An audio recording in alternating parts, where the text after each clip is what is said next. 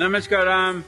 भारत के 75वें अमृत महोत्सव के एक हिस्से के रूप में मैंने ये तय किया है कि उन सारे स्वतंत्रता सेनानियों के बारे में बात करूं जिन्होंने इस राष्ट्र की स्वतंत्रता के लिए अपने जीवन का बलिदान दिया।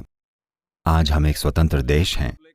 ऐसा होने के लिए 90 सालों का संघर्ष, आधिकारिक तौर पर सन 1857 से 1947 तक ये संघर्ष चला। 90 सालों तक लगभग 3 से 4 पीढ़ियों ने लड़ाइयां लड़ी, लेकिन दुर्भाग्य से उनमें से अधिकांश नाम गुमनाम हैं।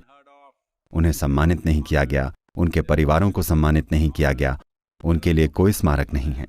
तो मैंने सोचा कि लोगों के जहन में उनकी याद ताज़ा करूं, खास तौर पर देश के युवाओं के, क्योंकि वो देश जो कृतज्ञता के भाव के बिना जीता है ज्यादा दूर नहीं जाएगा। ये बहुत महत्वपूर्ण है कि पिछली पीढ़ियों ने जो हमारे लिए किया है उनके लिए हम उनका सम्मान करें और आभारी रहें। इसके एक हिस्से के रूप में आज 21 मार्च को, जो कि मिट्टी बचाओ रैली का पहला दिन है, मैं आपको एक महान हीरो की याद दिलाऊंगा जो तेलंगाना क्षेत्र के गोंड समुदाय से थे।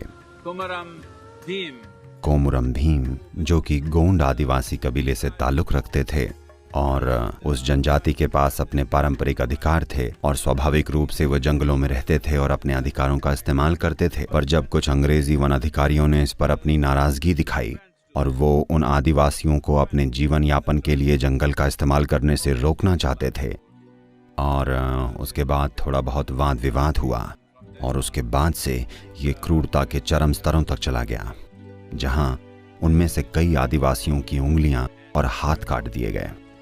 और तब कोमुरम भीम अपने कबीले के लिए लड़ने के लिए उठ खड़े हुए और कई सालों तक लड़ाई की, और उन्होंने एक गुरिल्ला आर्मी बनाई और बहुत बहादुरी से अंग्रेजों के खिलाफ लड़े। एक गुरिल्ला सैनिक के रूप में उनकी वीरता और साहस वर्तमान तेलंगाना के उस क्षेत्र में एक बहुत ही प्रसिद्ध कथा बन गई है। दुर्भाग्य से सन 1940 में कुछ मुखबिरों की वजह से पुलिस उन्हें पकड़ने में कामयाब रही और उनकी गोली मारकर हत्या कर दी गई।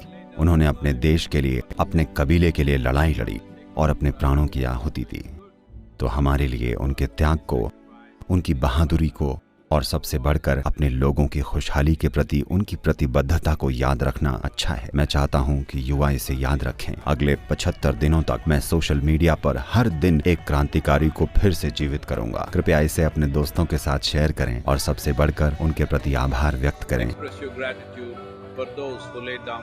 जिन्होंने अपनी जान की आहुति दी, अपनी जवानी कुर्बान की, भारत को वो बनाने के लिए जो वो आज है। आपका बहुत बहुत धन्यवाद।